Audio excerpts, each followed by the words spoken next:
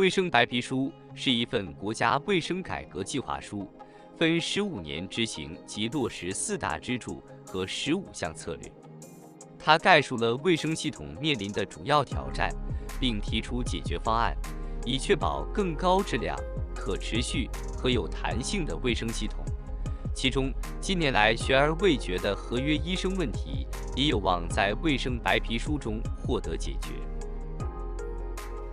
That to produce specialists, the problem here in KKM, there is a certain specialist field not taken by the MO because of I think it's so hard to be that kind of specialist. Maybe no means like there is no career development if you take this kind of specialist. So, but we have a bloated permohonan yang sangat banyak in term of certain specialist. For example, like kesihatan awam, family medicines, but we have like takers in neurosurgeons, specialists, or geriatric. Geriatric is so we only have about 33 geriatric specialists here in Malaysia, and we need more because we are going to aging populations. But the problem is, but the problem is there is no takers. There is maybe only 1 or 2 trying to get into this field.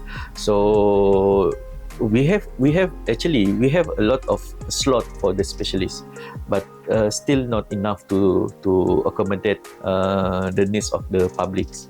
But of course, we still continue by sending our MO to further study, and also we have this parallel pathway that been introduced for the contract doctors before. So, and all the contract doctors now also allowed to do their specialists now, even though they have they is still under contracts. The contract services is being improved time to time. Especially, I understood what is the struggle of the contract doctors. It's not just about they want to go for further studies. Even the difference of permanent and contract doctors is very huge. Number one, for these contract doctors and all the related with halal doctors, Prime Minister Datuk Seri Anwar Ibrahim already answered in the Parliament. In this 3 years' time, KKM will solve about 12,000 of contract doctors will be permanent doctors. So we start with this year with 4,300. Now all the contract doctors already receive the news and posting, and the next year will be increased, and of course with good disciplines. This is my opinion for all these contract doctors, but not just addressing contract doctors. We also need to address the short what we call it, a short of nurses in our services, and we also need to consider all the contracts services like pegawai pembantu pegawai kesihatan, pembantu pegawai kesihatan persekitaran, health inspectors, the lab technicians, the radiology, audiology, all these allied science staff.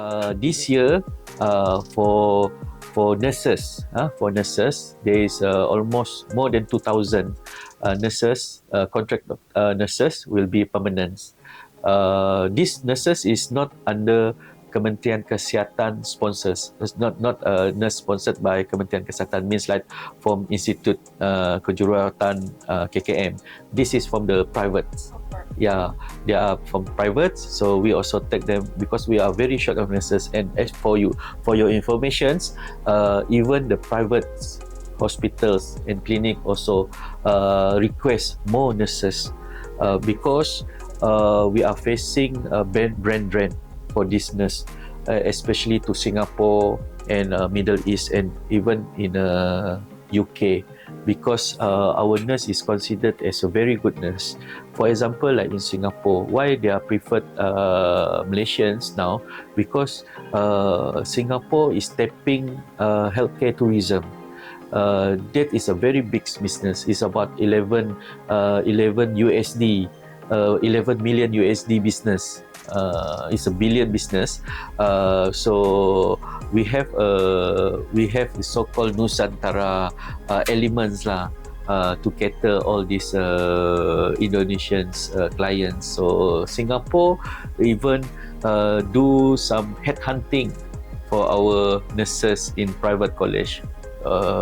And of course, in Arab or Middle East, they provide more in terms of salary. The salary is almost like Jusa here in the Middle East, just for nurses. And of course, all these nurses look into the short-term career pathway, right? And after they bring a lot of money, then going back here. So I think it's good also for us. We get experienced nurses that work in the overseas and coming back. But still, we need to address this short of nurses, because we cannot accommodate to train our own in-house nurse training. So we need help from our private hospital that can train the nurses, but under regulation of KKM. So there's been a talk of with the minister, with all the private hospital coming to see minister to discuss about how to address this short of nurses. There's a part in the white paper. Yeah. Because this white paper is a 15 years progress. We have a very short-term progress within 1 to 3 years, and then the 6 to 10 years progress, and this 1 to 15 years progress. There's 3 steps of white paper progress. So there's a few suggestions on this medical alternative medicals for KKM, but we cannot take it all. But we have a expert on that, and then we're going to announce it time to time.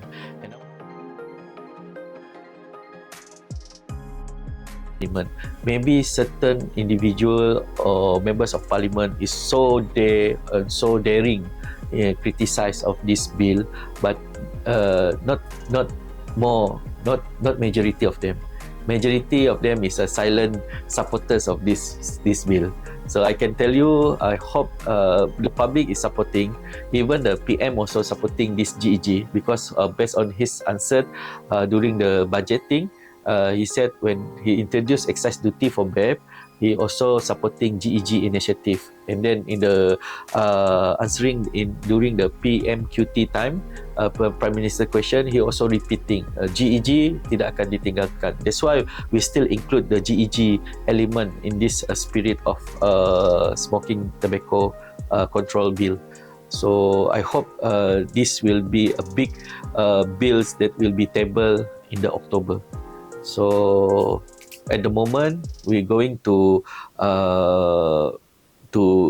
increase our awareness programs, especially on vaping, because there's a few cases lately, like the 2-year-old kids, and then recently the 16-year-old girl died because of the vape. And so of course, it's benefit in terms of sin tax, but for me, we will have to pay more to cure this cancer problem and related smoking related sakit.